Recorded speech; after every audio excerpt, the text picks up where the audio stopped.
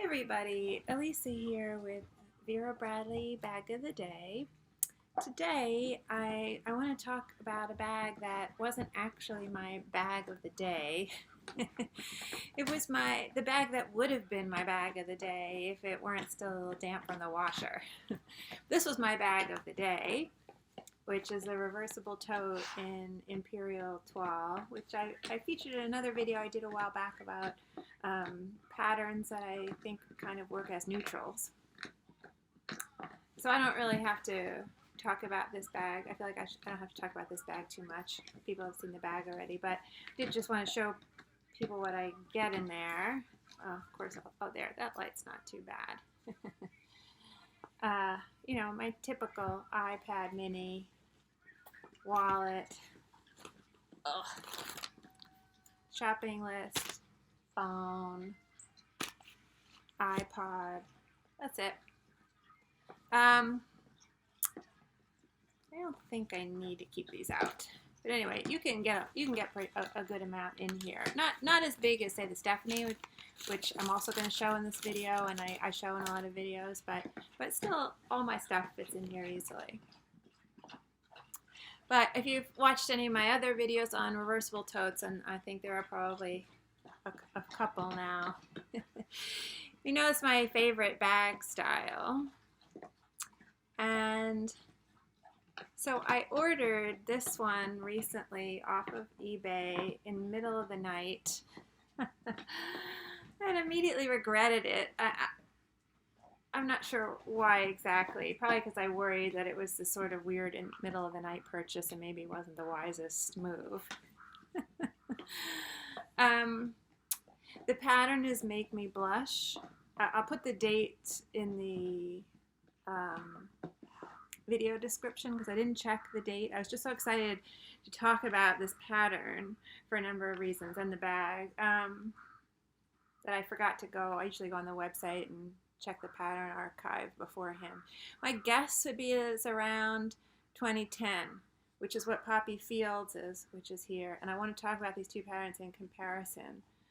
This is a 2010 pattern, and that's why I think they may be around the same time, but I'm not 100% sure. I have to check that. So this came, I mean, it was, like I said, Make Me Blush is the pattern name. This is the reversible tote.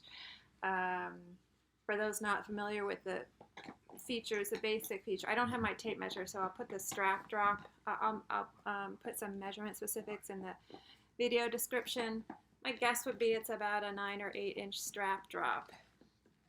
This is a 9-inch strap drop, so sort of comparable. It's a nice thick strap. I measured it in one of my videos. My guess is it's about 1.5 inches, 1.25 inches, 1.5 inches wide. So it's a nice thick strap and it's padded. It definitely has some padding in there. It's not quilted with quilting stitching on it, but there's definitely a softness to it, which is great. It attaches to the bag with these two loops, which I always say are very sort of hippie child looking to me, you know, like something from the 60s, and I love that. Very boho. Something that I do like about the reversible tote is that it makes use of two different quilting stitch patterns. This band up here has a sort of like channel stitching, these horizontal lines close together, lines of thread. And the body of the bag is the diamond, the traditional diamond quilting. This bag was in such good shape that, oh, I should finish with the features. So on the outside, you got the east-west exterior slip pockets. I find them a little, I don't use them that much because they are kind of narrow. The opening is a little narrow. I mean, I suppose you could slip things in there. I just never do. And when you reverse the bag, there are interior slip pockets, east-west slip pockets, which you can see there. So they would become your exterior east-west slip pockets. I have said and the closure, sorry, is a covered magnet. Everyone knows I love covered magnet closures.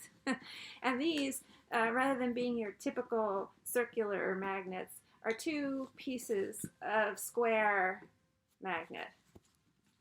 Pretty strong. They find each other very easily, and they're such a nice width. You know, they cover a big portion of the opening. So I feel like it's not easy for someone to slip their hands in there without you knowing what's going on. So I do feel like, even though I tend to like a zipper up top for security reasons, this doesn't bother me because it's such a big area that's magnetized up there.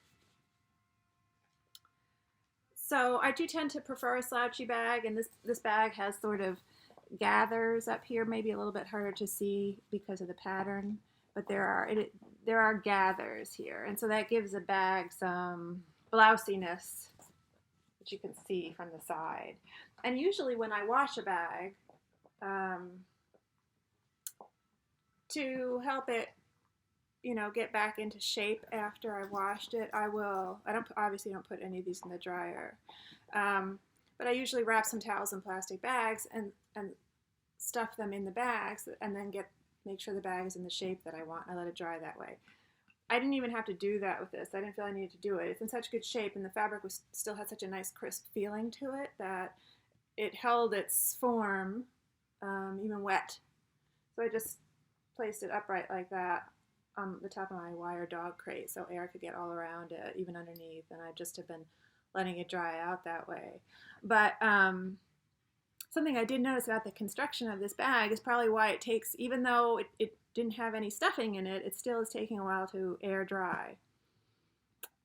And I noticed something I hadn't, this is now I think maybe my 5th reversible tote, and yet I had never noticed this before about the construction. The walls of the bag definitely have some body to them. They have a thickness to them. To give it structure, I would imagine. I just always assumed that the walls of this bag were constructed in this way, where you would lay down the exterior piece of fabric, right? Then whatever batting that you would put there, like you would for quilting, you have some batting in there. And then I figured they would lay down this fabric, the interior fabric, on top of that, facing out, and then stitch them together so that the wall of the bag was still just one thickness of quilted fabric. But that's not the case. And that's probably why the bag still, even though it's unstructured, stands up well, because the wall, here, I'll pull it apart this way. These are two separate pieces of quilted fabric. They're not quilted together. You can pull them apart. And the only reason I just chanced upon finding that out when I was trying to get the bag sort of looking nice, sitting on top of my dog crate. And so I was, just sort of manipulating it, getting the pleats the way I wanted, the gathers the way I wanted them, and happened to be trying to grab a hold of the bag, and I noticed I could pull the lining apart out from the exterior wall. So these are two completely separate quilted layers, and then they're put together. So that's why this bag feels so thick. So that's interesting. I mean, I'm guessing that the bag would not stand up on its own as well. It would flop more if it were constructed, if the wall of the bag was constructed as I described.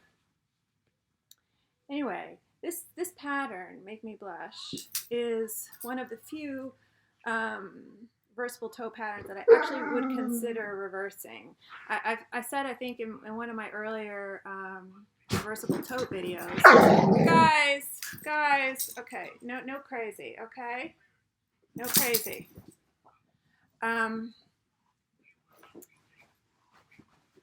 I do feel like a lot of the time when you turn this bag inside out, it kind of still looks, it doesn't look like it looks like, you're not fooling anybody. It looks like the bag is inside out.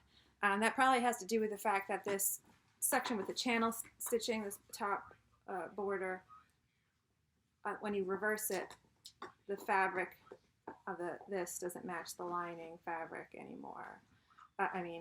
It doesn't match whatever the exterior fabric is at that time anymore, right? Because it doesn't match the lining. So I feel like that kind of prevents me from turning inside out. But I am, even though this is wet, I'm going to turn this inside out because I think this lining is so gorgeous. It's so pretty. And I'm not a pink person, very girly that way, but there are certain pinks, you know, the stronger, deeper pinks are appealing to me, richer pinks. And I just think that this pattern can cut it inside out. Even with the channel stitching up top, it doesn't match.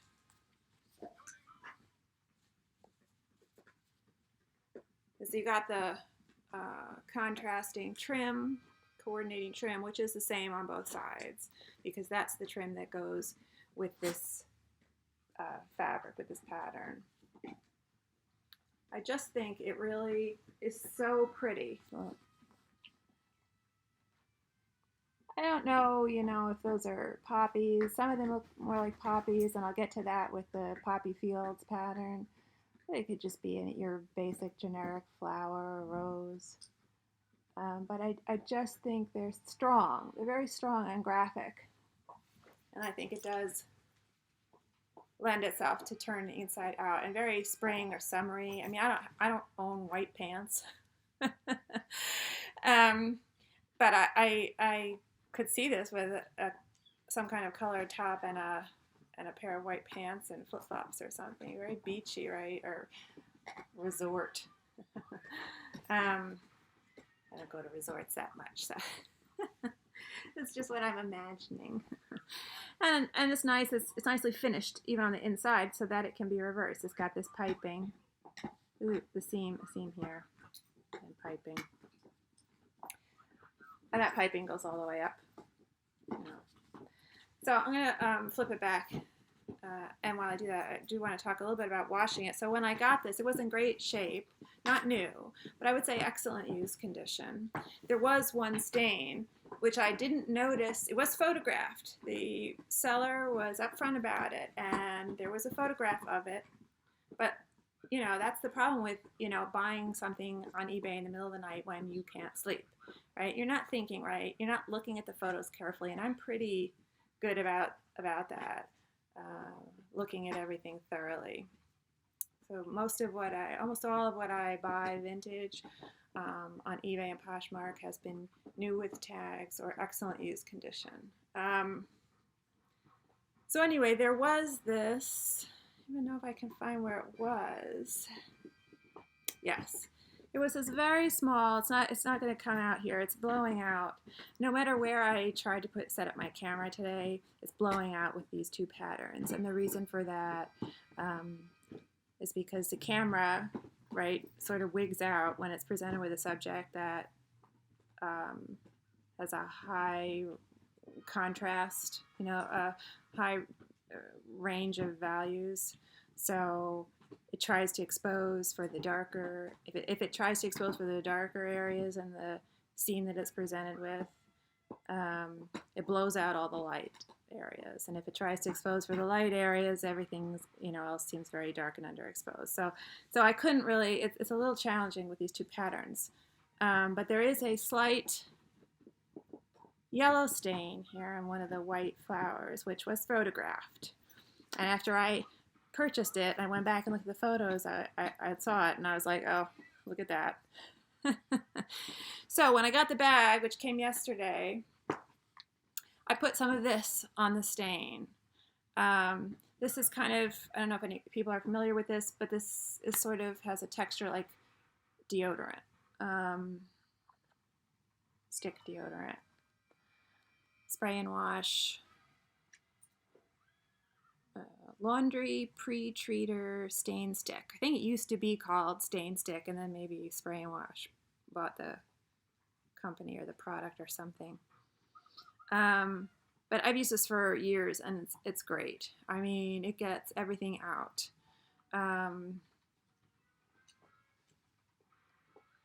You can put it on a stain and leave. I mean, if the stain is really set and old, it might not get it out, but it oftentimes will lighten it, which is what happened here. And you can put it on a fresh stain, like if you go out and eat something, you come and you splatter, and then you come home and put this on the stain.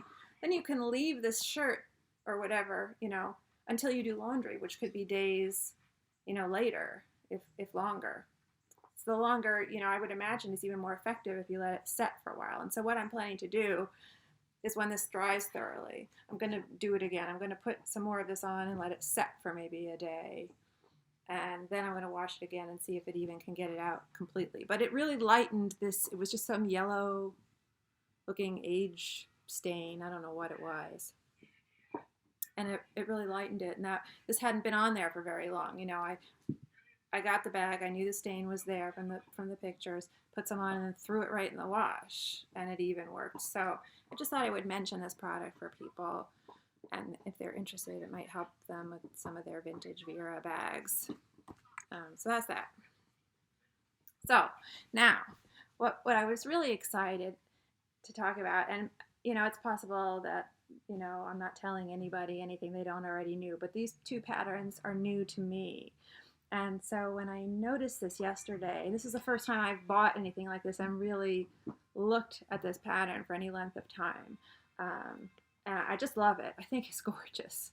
I mean, I love the color palette here. It looks like, I don't know, it looks like there was an explosion in a florist or something. I mean, it's just great. It's very spring-like and, I don't know, artistic. And it is almost exactly like this pattern. I don't know if it's exactly the same all over the bag, all over the complete pattern repeat, but some of the elements are exactly the same as Poppy Fields. So it, you know, it's like Symphony and Hue and Blue Rhapsody, which are the same all over, just a different color scheme. I don't know if these are exactly the same completely. Or like Twirly Birds, you know, the pink and the navy, those are the same. Those are the only ones that really, I think I'm that aware of that are completely the same. So if anybody knows of any others, you know, feel free to call them out in the comments, because I love that when they do stuff like this. I don't think it always works, but it can work very well. And so here, I'll just start with the sides. Trying to get them lifted up. You see these two big flowers? Okay, let me get myself together here. This poppy here, which almost looks like a big smile, right? Almost looks like red lips with white teeth. When you really look closely at this pink one, it's the same flower. The white section is now this lighter pink. At the bottom petal structure is exactly the same. The top, where the highlights in the red flower are white on those petals, here they're pink. It's got the center. The center here has a little bit of a highlight, a white highlight, but it's all the same shape. Then you move over here. On the Poppy Fields bag, these flowers are blue, right? Over there. Blue. Here they're white, and on the blue one, they're sort of the blue dye. The blue is used, you know, to sort of give you form. Like some of the petals are blue and some of them are white. Here they're all white, but the overall shape of the flowers are the same, right? And there's a little purple being used here. You know, but those two flowers right there are the same. Below is a leaf with like a beige, beige used for the veins in the leaf. You know, here it's green with the black used as the veins. And below that, you're starting to get this sort of looks like a daisy with these lines, the red lines drawn to delineate some of the flowers. Here you're getting the same thing with a pea soup green and sort of a burgundy line for some of those petals. And then, it's hard to move my hands around here. You got the lily of the valley right there, down in the corner. The spray of the lily of the valley, and right above that, here, those dots that I love, another sort of splatter spray of random abstract little uh, flower shapes, whatever they may be. And the trim, the coordinating trim is also the same. You've got your sprays here, vertical sprays of Lily in the Valley, which are here also, and the flowers. It was just, when I saw that, I was just kind of amazed. I'm trying to find more of the flowers that might be the same. Yes. Now here, got this section with the two flowers together, right on top of each other. The bigger one is up top here, the smaller one is on the bottom. Here, the bigger one's on the bottom, the smaller one's on top. But if you look at the flowers themselves, they are the same template for the shape of the flowers and some of the petal delineations. So I just think that I don't know, it's just so neat. And then here, where am I? Here, all these sprays of Lily of the Valley, they're sort of a very light lemon yellow. You know, here they're white over here. Tried to get everything in position right there. So I just thought that was so neat. And I'm sure that if, I spend a little bit more time looking at the pattern, you probably could find more. Just love that spray there, whatever that is, abstract spray. And there's some of it here. I don't know if I'm finding the exact matching sections. Maybe there's more on the other side. Well, there's some down here. So I just thought that was neat. Like I said, again, I don't know if they're exactly the same, but clearly they're related. That's why I thought they might be from the same season, or maybe just a season apart. I have to go look at the website. But I do think that was very neat. And then when you get to the lining, like I said, okay, I already talked about the lining here and how beautiful it is, and how I love it for an exterior as well. Here's the lining here. Let's see if I should have gotten my taxi wallet out, because that can really show the lining well. It's the same lining, just different color, different color scheme. So I'm both cotton. They both are from that era of the cotton lining, which is nice. So I just thought that was really nice. And when I saw that happening last night, I was so excited. I was like, oh, I can't wait. I almost felt like, oh, I'm not gonna be able to sleep. I just want to talk about it. I want to share that with people if they haven't noticed it. But maybe everybody already knew that, and I'm just late to the dance. I do really love this trim. It's on the poppy fields too, but it's just very, very pretty, very garden-like, right? I know it's not lattice work, but it just kind of reminds me of that. These oval lines just kind of remind me of like retro garden fixtures, or trellises or something, kind of. Even on the trim, there's this row, the bordering rows of dots appear, here. So that's completely the same.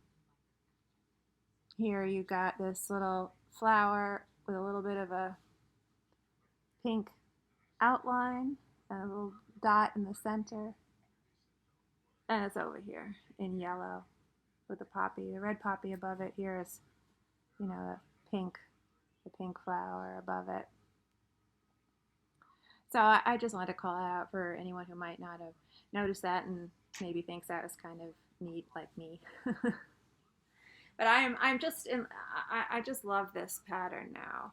And as soon as I saw it, all my concerns and my feeling of like, well, should I try to return this, or should I turn around and try to sell it? When I saw this rich pinks and this motion of this spray here, like fanning out, the lily of the valley spray fanning out. I said, oh no, I am so happy that I got this. It's great. It really is just gorgeous. So this was my almost bag of the day, and it may be my bag of the day tomorrow before I throw it in the washer again, just to use it once. This was my real bag of the day, reversible tote kind of day. But those were my bags and patterns today.